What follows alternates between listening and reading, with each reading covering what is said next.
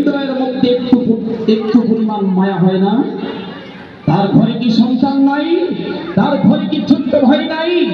মুগ্ধ যেইভাবে পানি পানি বলে চিৎকার হচ্ছে, আজ মনে করলে প্রতিটি মানুষের চোখ দিয়ে পানি চলে আসে।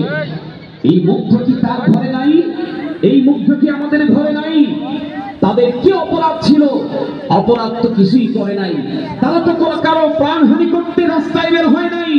তারা তো সরকারকে নামিয়ে দেওয়ার জন্য প্রথমে রাস্তায় বের হয় নাই। তারা চেয়েছিল অধিকার, তাদেরকে বানিয়ে দেওয়া হলো রাজাকার। তারা শুধুমাত্র অধিকার আদায়ের জন্য রাজপথে নেমেছিল। কি অপরাধ ছিল তাদের? তাদেরকে রাজাকার পর্যন্ত ভূষিত করা হলো। এমন একটা জায়গা থেকে, এমন একটা চেয়ার থেকে আজকে তার নাম উচ্চারণ করতে আমাদের লজ্জা হয়। এমন একটা চেয়ারে বসে এমন কথা বলবেন না ভুলেও, যাতে সারা জীবন মানুষ আপনাকে থুতু নিক্ষেপ করবে। বাংলাদেশের ইতিহাসে এমন পদত্যাগ আমরা আজও পর্যন্ত দেখি নাই বা শুনি নাই, যেই অপমানিত ভাবে, লাঞ্ছিত ভাবে পদত্যাগ করতে হয়েছে, পালিয়ে যাওয়া লেগেছে। কথা বলে ঠিক কিনা? সুতরাং আল্লামা দেলাওয়ার হোসাইন সাঈদী, আজকে মনের ওপেন কথাগুলো স্বাধীন চিত্তে বলতে হয়। এতদিন এই নামটা পর্যন্ত উচ্চারণ করতে ভয় পেয়েছি, আর সেই ভয়কে জয় করেছে আমাদের ছাত্র জনতা। বলেন আলহামদুলিল্লাহ। আলহামদুলিল্লাহ। আল্লামা দেলাওয়ার হোসাইন সাঈদী একটা কথা বলেছেন, আজও কানে বাজে, এমন সময় আসবে পালাবার জন্য ইঁদুরের গর্ত খুঁজে পাবা না। আমরা সেটা নিজ চোখে দেখতে পেয়েছি। পালাবার জন্য কোনো ইঁদুরের গর্ত তার জন্য ছিল না। সুতরাং ইতিহাস ভুলে গেলে চলবে না। আমাদের এই ইতিহাসকে কাজে লাগিয়ে আজকের তরুণ প্রজন্ম, আজকের বিজয় উল্লাস এমন পর্যায়ে যেন না যায় যে আমাদের জন্য এমন কালো দিন আসতে পারে, আমরা সেটা করব না। আমি একটা উদাহরণ আজকে জোয়ার মধ্যে দিয়েছি। কেউ কষ্ট পেলে কিছু করার নেই, যেটা বাস্তব সেটা বলতেই হয়।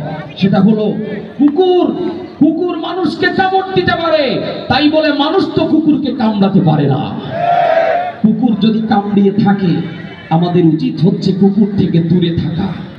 আমাদের উচিত হচ্ছে তাকে প্রতিরোধ করার জন্য হাতে লাঠি তুলে নেওয়া। কিন্তু আমরা কুকুরের মতন আচরণ করতে পারি না। সম্মানিত হাজিরিন, সম্মানিত সুধী সমাজ, সম্মানিত জাজিরার আমার প্রাণপ্রিয় তরুণ এবং যুবকেরা, আসুন আমরা ওরা যা করেছে ওর পাল্টা প্রতিশোধ আমরা ওদের ব্যবহার না দিয়ে রাসূলুল্লাহ সাল্লাল্লাহু আলাইহি ওয়াসাল্লামের উত্তম আদর্শ দিয়ে আমরা ওদেরকে বুঝাই যে তোমরা রং ছিলা, আমরা সঠিক। কথা বলেন ঠিক কিনা? এজন্য আসুন আমরা পৃথিবীতে শান্তি শৃঙ্খল নষ্ট করতে চাই না, বিশৃঙ্খলা করতে চাই না, বরং আল্লাহর কোরআনের কারীমের আয়াতের ধ্বনি ওয়ালা তুফসিদু ফিল আরদ, আমরা জমিনে অশান্তি সৃষ্টি করব না। বা'দা ইসলাহিহা, যখন ইসলাহ হয়ে যাবে, যখন এটা শান্তি প্রতিষ্ঠা হয়ে যাবে, তখন আমরা অশান্তি নতুন করে আবার সৃষ্টি করব না। সকলে বলেন, আমরা কি আল্লাহর আইন মানবো? ইনশাআল্লাহ। আমরা কি আল্লাহর কথা শুনবো?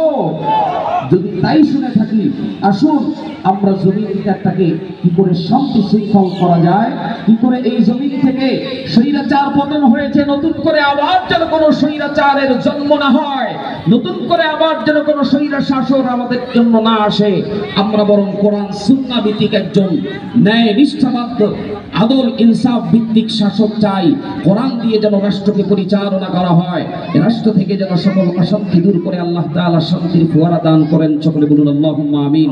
সেই সাথে একই সাথে আমরা একেবারে দোয়ার শেষ সময় চলে এসেছি। দোয়ার পূর্বক্ষণে তাদের জন্য স্মরণ করছি, এক ঝাঁক তরুণ এবং যুবকের শহীদের বিনিময়ে আমরা যে স্বাধীনতা খুঁজে পেয়েছি, আমরা যে বিজয় উল্লাস করার সুযোগ পাচ্ছি, তাদের জন্য আজকে বিজয় নাই। তারা দুনিয়াতে চলে গেছে আমাদের শান্তির জন্য, আমাদের শান্তির জন্য, দেশ থেকে অশান্তি দূরীকরণের জন্য তারা তাদের জীবনটা পর্যন্ত বিলিয়ে দিয়েছে।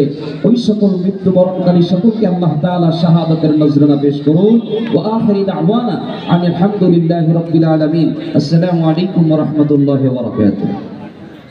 ধন্যবাদ সম্মানিত হুজুরকে তার তেজদীপ্ত সুন্দর বক্তব্য প্রদান করার জন্য। সম্মানিত উপস্থিতি, আমরা দেখতে দেখতে অনুষ্ঠানে একেবারেই শেষ পর্যায়ে এসে পৌঁছে গেছি।